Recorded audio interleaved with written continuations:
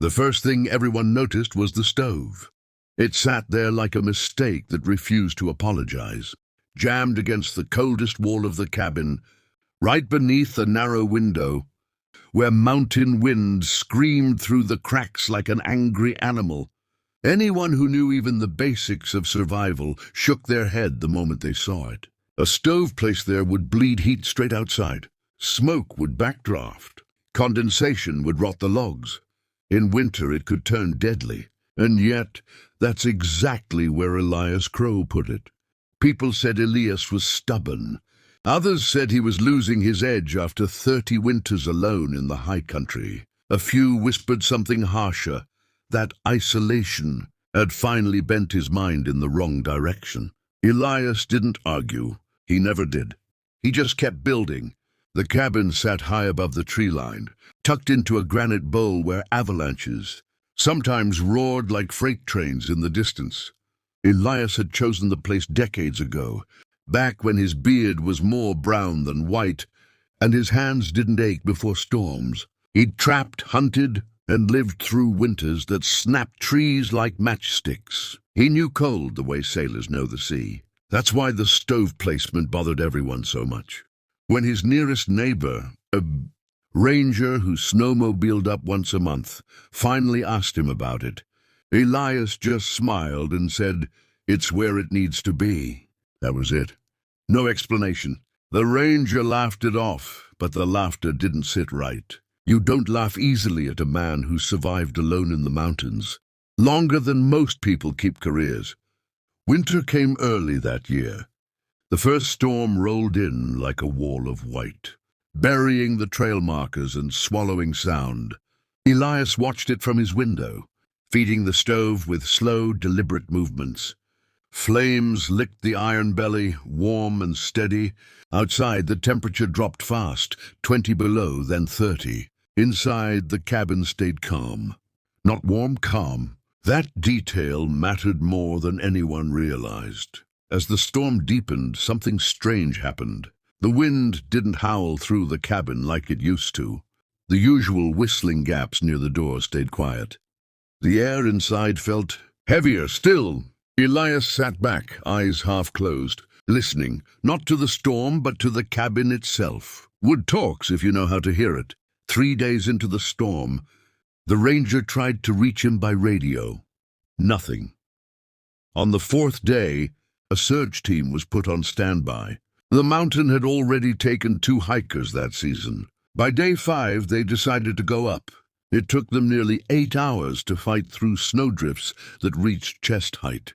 When they finally reached the cabin, they expected the worst. What they found stopped them cold. Smoke rose clean and steady from the chimney. No sputtering, no backdraft. Just a thin, efficient plume cutting through the white sky. Inside, Elias sat at the table, carving a piece of antler like it was any other day. The cabin was warmer than expected. Not blazing hot, but deeply, evenly warm. No icy corners. No damp walls. The team leader glanced at the stove and frowned. "Why's it there?" he asked. Elias didn't look up. "Because the mountain told me to." They thought he was joking. He wasn't. That night, as the storm finally loosened its grip, something happened that turned confusion into shock. A low rumble rolled through the valley, not thunder but something deeper. The kind of sound that makes your bones tighten before your mind understands why. Avalanche. A massive one.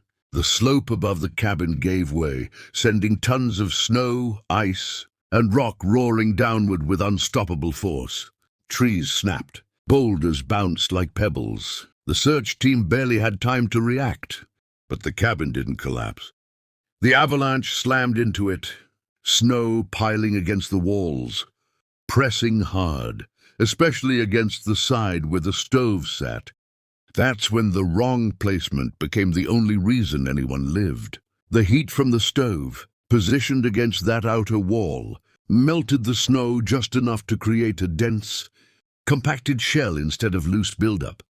Steam vents formed where Elias had angled the stovepipe, just beneath the window frame, releasing pressure outward.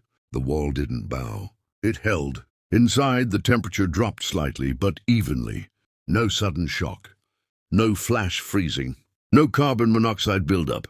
By morning, the cabin stood half-buried but intact. Everyone inside was alive. When they dug out and finally understood what had happened, no one laughed anymore. Elias explained it simply. He'd noticed years ago how avalanches packed snow differently depending on heat exposure. Too much heat caused rapid melt and refreeze, deadly for structures. Too little allowed pressure to build unevenly. The stove wasn't there to heat the cabin. It was there to control the mountain. The story spread fast. Engineers came. Survival experts asked questions. Some tried to replicate it, others dismissed it as luck. But none could ignore the fact that a man everyone thought was wrong had outsmarted a mountain that killed without mercy. Elias never moved the stove. He lived another 7 winters in that cabin. When he finally left the mountain for good, he left the stove right where it was, still warm, still waiting, still misunderstood by anyone who didn't listen closely enough. And that cabin? It still stands, silent proof that sometimes the smartest ideas look like mistakes, right up until they save your life.